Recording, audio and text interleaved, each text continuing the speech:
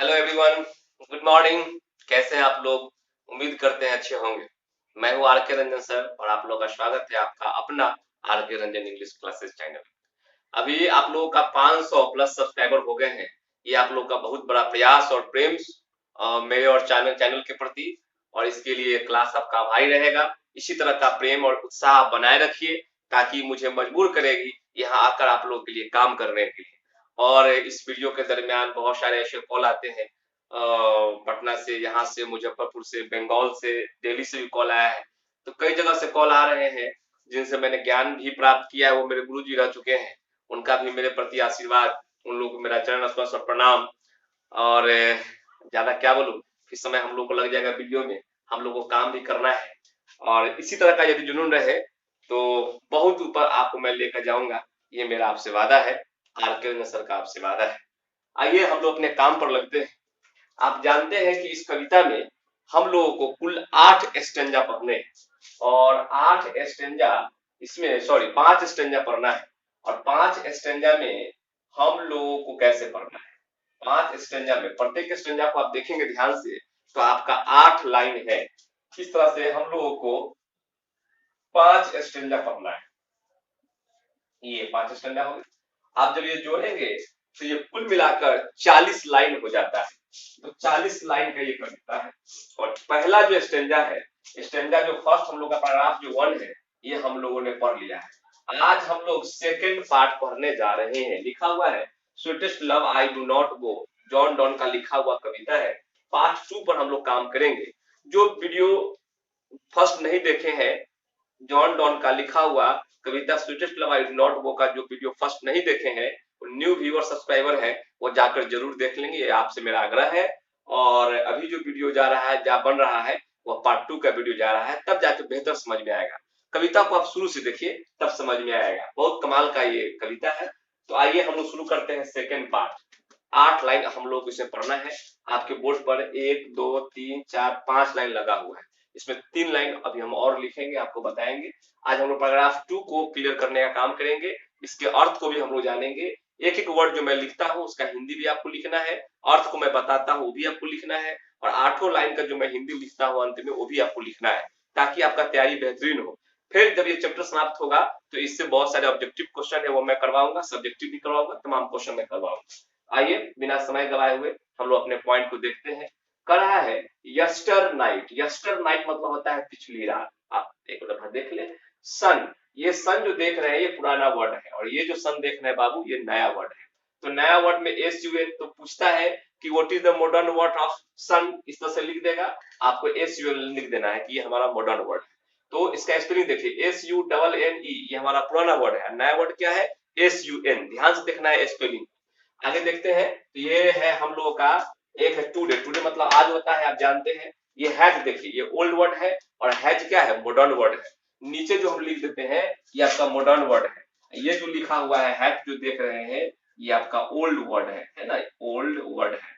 और ये हैज जो देखते हैं वो हमारा क्या है बाबू? वो न्यू वर्ड है, न्यू वर्ड। थोड़ा सा इसको ध्यान रखेंगे, ये हमारा न्यू वर्ड है। तो पूछता है कि what is the modern word of has.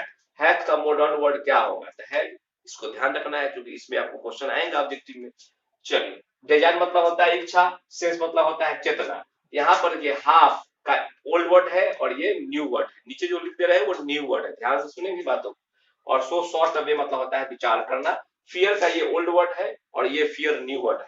आप दोनों में ध्यान से देखेंगे तो इसमें अंत में ई है और इसमें फियर, फियर में अंत में ई है और नया वर्ड में ई नहीं होगा, है ना। सीधा होगा F E A R. Fear मतलब होता है डर। बस इसका हिंदी भी देख लीजिएगा। और मी हमारा ओल्ड वर्ड है और एम ई हमारा क्या है? न्यू वर्ड है।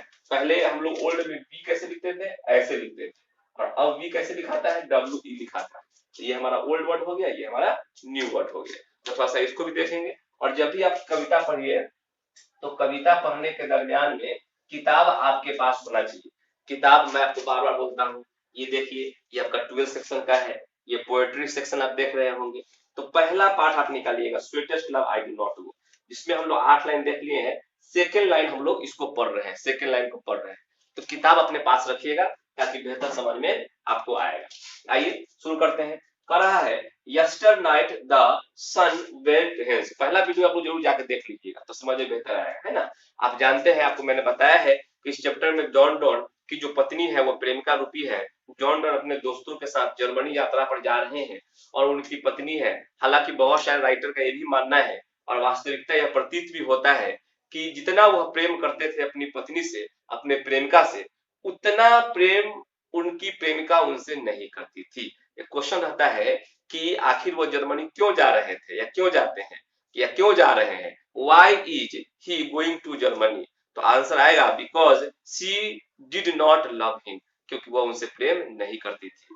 तो एक ये आपको आंसर आता है, तो इससे पता चल जाएगा। और इनके बारे में मैं आपको फिर जानकारी दूंगा भी, जब ये चैप्टर समाप्त होगा तब जॉन डॉन के बारे में बताऊंगा आपको, उनका थोड़ा जीवनी बताऊंगा, ताकि जॉन डॉन के बारे में आप जान जाएंगे। और उनका लिखा हुआ कविता स्वीटेस्ट लव आई नॉट, वो ये तो आपको जानना ही जानना है, उसके अर्थ को भी देखना है, क्योंकि वहां एक्सप्लेनेशन भी आएगा, ऑब्जेक्टिव सब्जेक्टिव सबसे क्वेश्चन आता है। तो तमाम क्वेश्चन को लेकर हम लोग आगे बढ़ेंगे। हड़बड़ाने की कोई जरूरत नहीं है, हम लोग आराम से अपने समय के साथ साथ और समय के रहते हुए तैयारी कर लेंगे। सिर्फ आप वीडियो एक भी ना छोड़े, कंप्लीट वीडियो शुरू से लेकर अंत तक देखें। और जब कोई भी नया लोग आपके साथ जुड़ता है और है तो उनको आप बताइए सब्सक्राइब करें, एजुकेशन से जुड़े और वो पढ़े।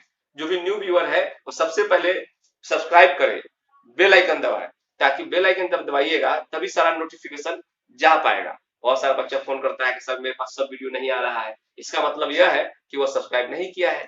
तो सब्सक्राइब नहीं किया है तो शुरुआत में जो व्हाट्सएप के जरिए गया होगा वो देखा होगा, सब्सक्राइब नहीं किया होगा इसलिए वीडियो नहीं जा रहा होगा। इसीलिए उसको थोड़ा सा गाइडलाइन देना है कि आप सब्सक्राइब करेंगे, बेल आइकन दबाएंगे, तभी सारा नोटिफिकेशन उनके मोबाइल पर जाएगा।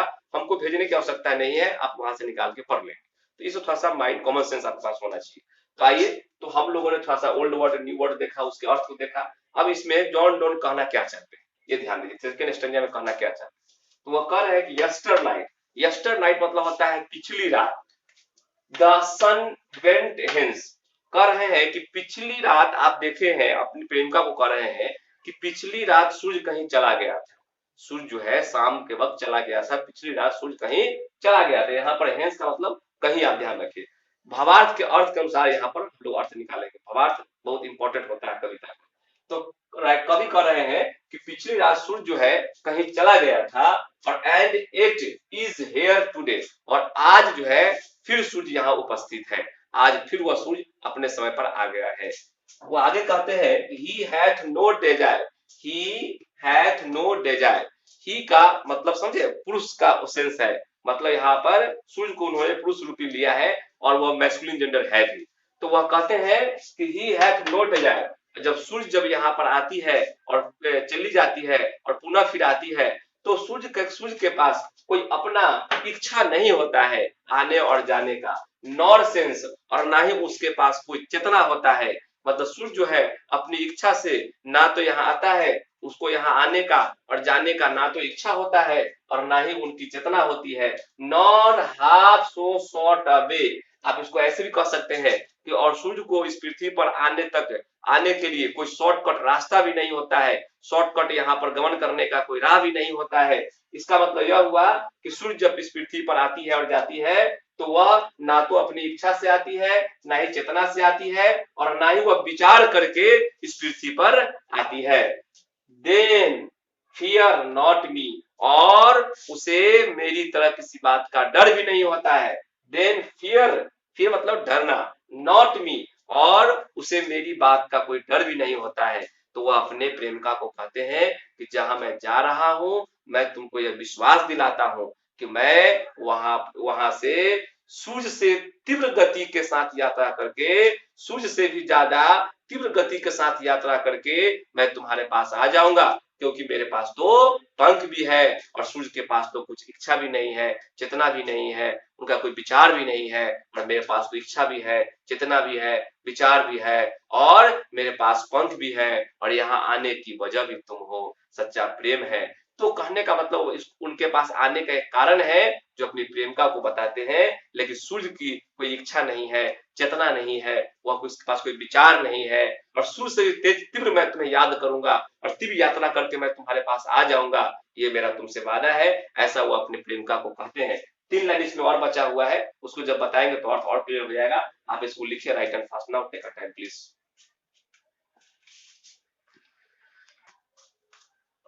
उम्मीद करते हैं आप लिख गए होंगे।